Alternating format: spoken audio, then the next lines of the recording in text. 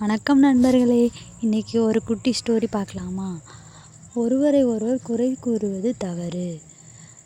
இதுதான் டைட்டில்.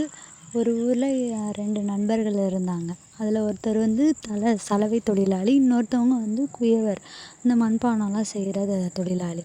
2 பேரும் நல்ல நண்பர்களாக இருந்தாங்க. ஒரு அரசர்கிட்ட வேலை பார்த்துட்டு இருந்தாங்க. 2 பேருக்கும் திடீர்னு ஒரு நாள் சண்டை வருது. சண்டை ஒருவரை ஒருவர் குறை கூறுவா மாற்றி மாற்றி குறை சொல்லிகிட்டே இருந்தாங்க. ஒரு நாள் குயவர் போய் அரசர்கிட்ட போய் அவர்கிட்ட இருக்க யானை கருப்பாக இருக்குது, அதை வெளுத்து கொடுக்க சொல்லுங்கள் சலவை தொழிலாளிகிட்ட அப்படின்னு சொன்னாங்க. அதுக்கும் அரசர் கொஞ்சம் கூட யோசிக்காமல் முட்டாள்தனமாக சலவை தொழிலாளிகிட்ட என்னோட யானை கருப்பாக இருக்குது, அதை வெளுத்து கொடு அப்படின்னு சொன்னார். அதுக்கு அவர் சொன்னார், சலவை தொழிலாளி சொன்னார், யானையை வேக வைக்கிறதுக்கு பெரிய பானை வேணும், குயவர்கிட்ட சொல்லி பெரிய பானையாக செஞ்சு கொடுக்க சொல்லுங்கள் அப்படின்னு சொன்னாங்க.